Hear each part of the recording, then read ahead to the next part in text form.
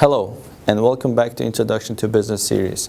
My name is Aziz Allaberganov, and in today's lecture we'll discuss Introduction to Marketing, or Principles and Fundamentals of Marketing. The agenda for today is very simple. First, we'll start by giving definition of marketing, looking at marketing from different angles and perspectives, and then we'll look at the brief history of marketing and who are the contributors of marketing development in history, and then we'll slowly move into the basic concept of marketing, which is segmentation, targeting, positioning, also known as STP of marketing to students, and then the last part of the lecture will be dedicated to product development, pricing strategies, promotions, and distributions of products and services, also known as 4 Ps of marketing to students. Now, let's get into the basic definition of marketing. As you can see in the slide, we have 2 definitions, and if you read books and articles by famous marketing professors, you will see different definitions of marketing,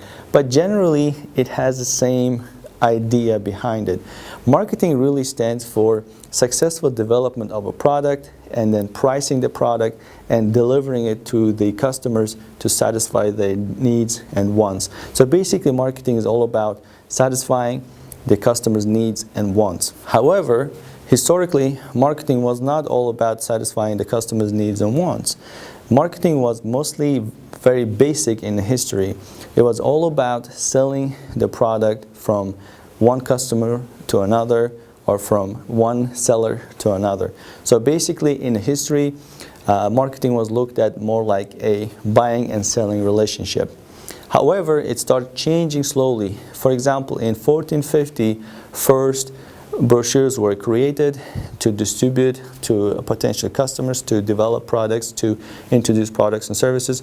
Brochures are small documents where information about product and services given to customers. And then slowly in 1867, first billboards started appearing in the streets or on the walls. Billboards are basically boards where information about products and services was given. So that was the first time billboards were introduced in most of the European continent and in Asian continents. And finally, first time in 1922, first radio advertising appeared. So as you can see from the slide, marketing has a rich history of development. It went from simply buying and selling products to customers to development of brochures, billboards, and radio advertisement to development of the subject of marketing by different professors and academics such as Philip Kotler. Philip Kotler is an American academic in marketing. He is the biggest contributor to development of marketing and marketing books in general. Now, let's slowly move on to the basic concepts of marketing. Anybody who is interested to study marketing further, to study the very detailed and biggest concepts of marketing, they must first understand the fundamentals of marketing, which is the segmentation, targeting, positioning of the population, and then development of product, pricing and promotion, and delivery of their service and product to that specific customers that was created or put together in the STP or segmentation part. So what is STP? STP, as I said before, stands for segmentation, targeting, and positioning. We will start with segmentation. What is the definition of segmentation? Basically, segmentation means grouping people according to their similar needs and wants or characteristics.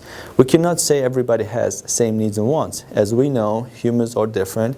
Everybody has different needs and wants. For example, somebody who is 10-year-old will have completely different need than a 50-year-old man or woman.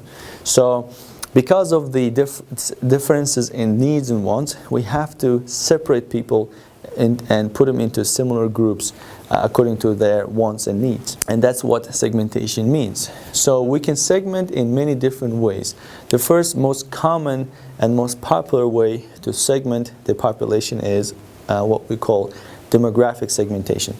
Demographic segmentation is basically looking at people's characteristics in terms of their age, their income, and their gender, and so on and so forth. So first things first, we want to look at the age of the population. Because, as I said before, Depending on your age, you'll have different wants and needs and different spending power and so on and so forth. Classically and traditionally, we separate age according to American system. Basically, baby boomers, a population who was born between 1945 to 1960s, so a much older population. We also group a middle-aged population, which is known as Generation X, and then we have Generation Y, people much younger. These people are born between 1980s to 2000. So we have three different age groups: baby boomers, Generation X, and Generation Y. Now, because of their age differences, they will have different needs and wants. For example, baby boomers, they've been working for a long time, they've accumulated enough wealth so they can afford to spend more money, and they're looking for more luxury. Compared to younger population, which is millennials, they don't have a lot of money, they haven't worked for a long time, so they have different needs. For example, they're looking for more cheaper accommodations, and they're also looking for eco-friendly accommodations as compared to baby boomers. In addition to age, we can also divide people according to their gender. For example, males or men usually prefer technology or technologically advanced products compared to females. Females, on the other hand, prefer more fashion, more trends, and so on and so forth. So understanding the gender can also play a big role in terms of our product promotion and delivery. In addition to all of that, we can also separate people according to their income levels. We can separate them into high income, middle income, and low income groups. So high income groups will prefer more luxury products, and they can spend more money compared to low income groups. So low income groups want cheaper products and more convenient products for their living. So by looking at demography in different ways, we can segment it and we can group people according to their similarities, so we can develop and price products. Another way of segmenting the population is geographic segmentation. Now, instead of looking at people's characteristics, we can look at locations. We can group people according to their location. So for example, we can segment geographically by looking at climates. So we can look at north to south. People who live in the northern region will have more colder climates compared to southern regions would have more warmer climates. So if we have products that is geared towards winter seasons, then we are segmenting population and we're promoting population in the north. If we have products for warmer climates like shorts and t-shirts, then we're looking at the southern population and so on. We can also geographically segment according to population density. Big cities will have a big population compared to village. Village will have smaller population. So obviously demand will also change, and what kind of products demanded will also change. For example, people who live in a village, they have bigger lands, so they have to take care of much bigger land compared to people who live in a city who has smaller lands. So by selling different products to them, we meet their needs. For example, somebody who has a big land in a village, they require a bigger lawnmower, a tractor-based lawnmower, because they have a big land to take care of, compared to a city dweller who has smaller garden, so they can just buy trimmers to cut their grass. So because of their situation in the city and also situation in the village, demand for product and quantity demanded and the type demanded will obviously change. Once we successfully segment our population, then we have to move to the T of the process. So T of STP stands for targeting. Targeting is basically looking at attractiveness, evaluation of attractiveness of different products, and we can evaluate in different ways. Because first we segment, we put population into age groups, maybe we can put them into according to income levels and so on and so forth. Now we have to analyze how attractive each group is in order for us to move on with that specific group. We can analyze or we can target in different ways. We can look at the size of that segment. For example, if we have a very big young population, then that would be our target group, because they would have a lot of money to spend for us to buy our products. We can also look at cost and profit ratio when we're trying to target population. For example, are we going to make more money than we spend, or are we going to spend more money than we make in this market? If we're going to spend more money than we make, then that's not a very attractive segment for us. So by looking at different groups, we can find out which segment is very attractive for us. We can also look at competitors in that segment. For example, we might find out that a young population segment is very attractive for us, it's good for us, but when we find out that it has a lot of competition inside, so we're gonna, if we enter that segment, we have to compete with big companies in that segment, then it might not be very strategically a good decision for us. So we look at the cost of that segment, we'll look at the attractiveness, we'll look at the demand of the product, the growth potential of that segment, and also competitors in that segment in order to analyze it, to find out the attractiveness of that segment.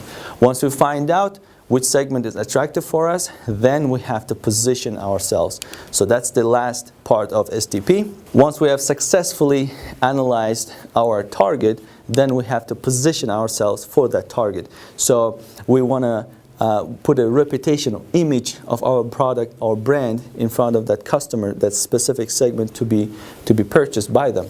So positioning means our reputation in front of them. We can position ourselves with different ways. Some companies or some products position themselves with quality, so they want to be known as a high quality product. Some products want to position themselves more cost-based, or if you buy us, basically means you're going to save money, we're cheap products, and so on and so forth. So STP in total means we take the population and cut it up into different segments, into different groups with similar characteristics, just like I said, age, income, gender, and so on. And then we analyze these segments' attractiveness or potential for us. Are we going to make money in that segment? Are we going to be successful in that segment? And then once we find out that this segment or specific segment is attractive for us, then we put our image, our reputation in front of that segment. That's what STP is all about. Now let's take a look at a very simple real-life example. So Adventure Travel Group, it's a company that finds location for tourists to travel to see different destinations. So for example, this company segmented the population into 3 different groups. So they segmented demographically according to age limits. As I said before, they looked at young couples, middle-aged couples, and then older couples.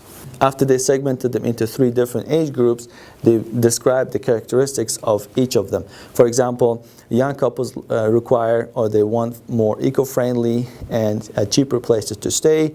Middle-aged groups are looking for family-oriented place, and older age groups or baby boomers, as I said before, looking for more luxury type of places to stay. So this company segmented their population according to age, young, middle, and older. Young, eco-friendly; middle, more family-oriented; and older for more luxury.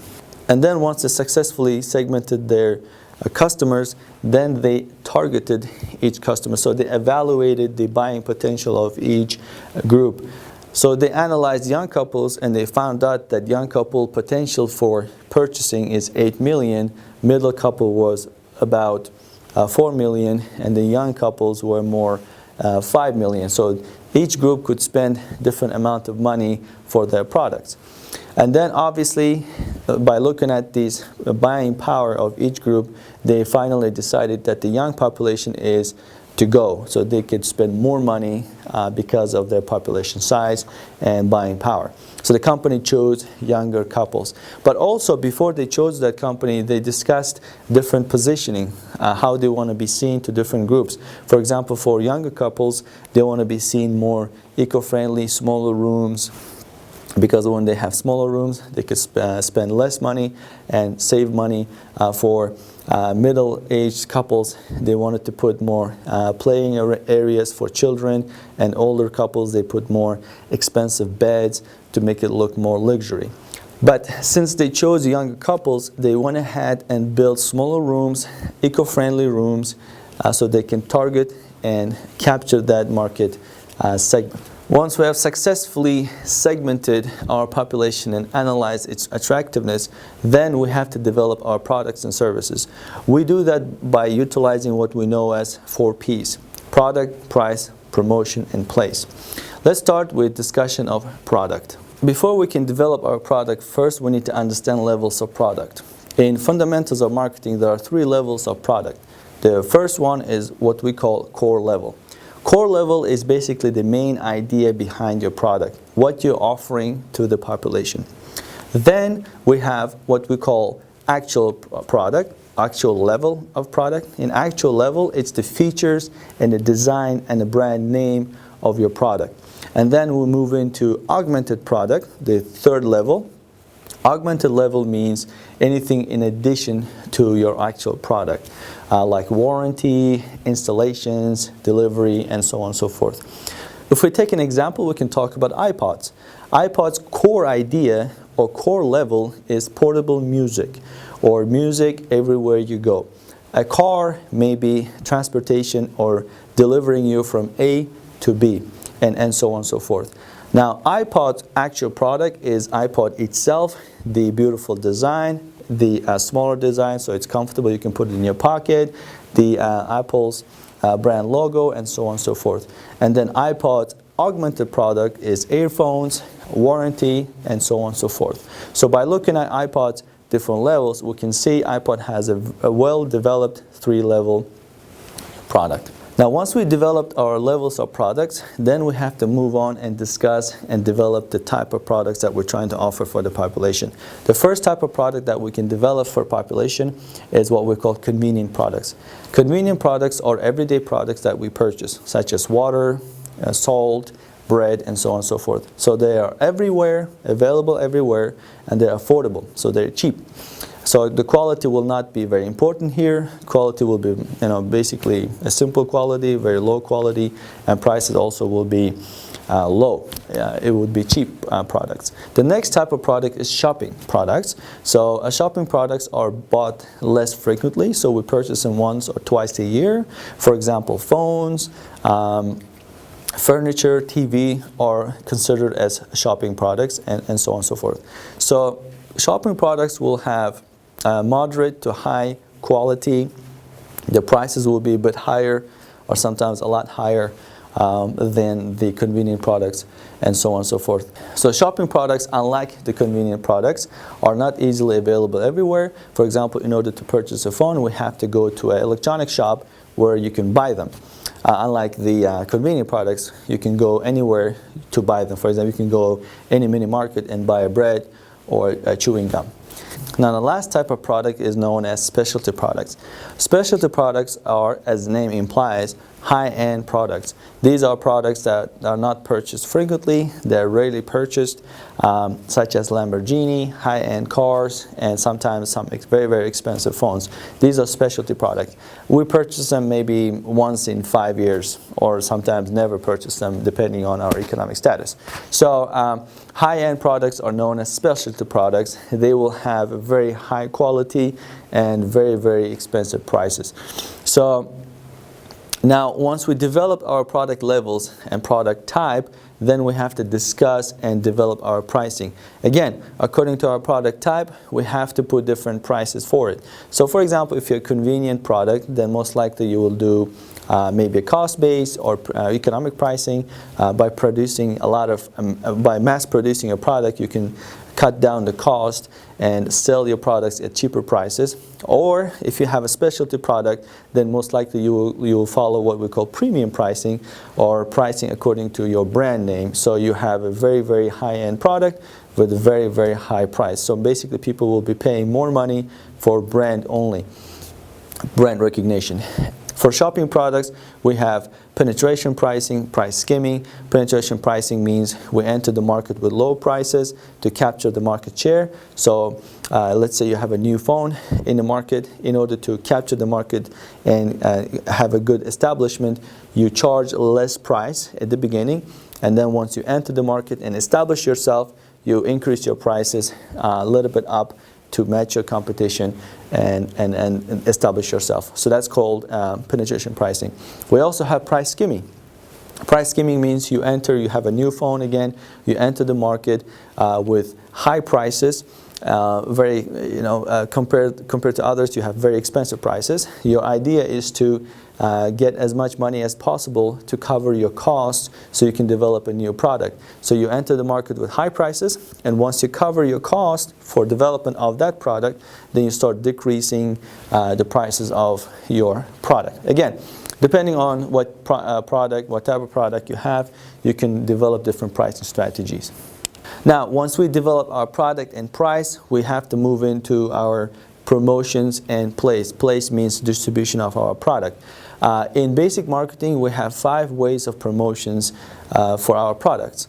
So first one is advertising. Advertising means non-personal way. It's paid, but non-personal way of showing our products, introducing our products to the population. For example, advertising on TV, advertising on radios, and so on and so forth would be known as first technique of promotion. So it's a bit expensive, it could be expensive, but it's non-personal. You don't have to talk to customers face-to-face in this technique. It's a very well-known and most famous type of advertising.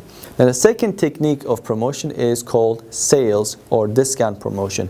So in this type of promotion, unlike the first advertising, you are trying to attract and trying to capture more customers by giving discounts and rebates and so on and so forth, or buying one and getting second one for free, or buying one and getting second one half off. That's called as sales promotions. So by introducing that rebate or discounts and all kinds of sales promotions, you are inviting more people to buy your products. This usually happens at the end of winter seasons, where most retail shops want to get rid of their winter clothing, so they start introducing all kinds of sales promotions, 50% off, 70% off, to get rid of the old products to introduce the spring products or summer products. So in this way, you're inviting customers by giving discounts. The third type of promotion is called personal selling. In personal selling, unlike the discounts and unlike the advertising, your sales representative or your employees will reach out to customers and talk to them face to face. This usually happens in retail stores. So if you visit, for example, an Apple store, or if you call an insurance company, you'll be greeted by a person who works for that company. For example, if you go to the Apple store, you'll be greeted by an Apple employee, and this person will talk to you about the product. They will talk to you about types of products, features of different products, advantages, disadvantages of their product, in order to promote the product to you so they can buy it. Everybody has experience with that, so it's very old traditional way of promoting a product. The fourth way of promoting a product is called direct mailing. This is also, just like personal selling, is an old technique. It's a classical technique. In this way, you basically send out mails or emails or SMS messages to your potential customers or your even current customers to advertise them and show them that you have some kind of a discount, or you introduced a new product, and so on and so forth. By reading the emails and SMS messages, your consumers will be aware of what's going on with your products and so on. Now, last type of promotion is known as public relations, or shortened as PR. PR is a very big scale promotions. Companies do that in order to build their reputation and image. One way you can build image, or you can do PR, is charities and donations. For example, a lot of companies today, they offer their products, and if you buy their products, they will give a free one to somebody who is in Africa that needs that product as well. For example, many sportswear companies do that today. For example, if you buy a shoe from a very famous company, once you buy that shoe, they will give exactly the same shoe to somebody in Africa that needs that product, and so on. So that is a way to build an image. That's a charity program created by different companies, and so on and so forth. Some companies actually do big donations to cancer societies or societies with AIDS, and so on and so forth, to help them to fight against diseases, and so on and so forth. By doing that, companies build a reputation and image in front of customers. Now, last P is place, which is distribution of our product. Once we successfully develop our product, the levels and the type of product, and price our product and promote our product, we have to make sure to find a way so customers can find our product and purchase it. In basic marketing, we have to develop what we call levels of our distribution or levels of our channel. The first level of distribution is known as zero level. In zero level, basically you make or grow the product by yourself and then directly sell it to customers. So there's nobody between you. It's called zero level. So there is no retailer, there is no wholesaler between you. So you grow it, you make it, and sell it directly to the customer. The second level of product delivery is called one level channel. In one level channel, you have somebody in the middle. It can be a wholesaler or retailer. So basically you make the product or you grow the product and you give it or you sell it to another intermediary, another person or a company, and that company then turns around and resells it to a customer. So for example, if you're a farmer, you grow wheat, and then that wheat is sold to a company that makes bread and then resells it to customer. This is a one-level distribution. The next level of distribution is known as two-level channel or two-level distribution. Here you have somebody manufactures the product or grows the product, then somebody buys it in bulk, sells it to another company, and then that company sells it to customer.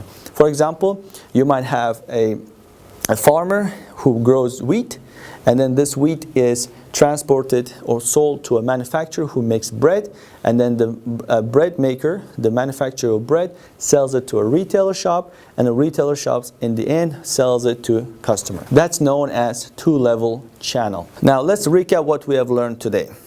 Market is not a homogeneous group. People are different, so we cannot assume everybody has same needs. So we have to divide people according to their needs and demands, analyze their attractiveness, and then develop a very specific product for that group and price that product, promote that product, and then deliver that product to a group. For example, if your specific group looking for a cheaper product, then you have to develop a convenience type of product and then price it accordingly to that group, and then promote it to that group and deliver it successfully to that group. That is it for Basics of Marketing. Thank you for watching. Have a good day.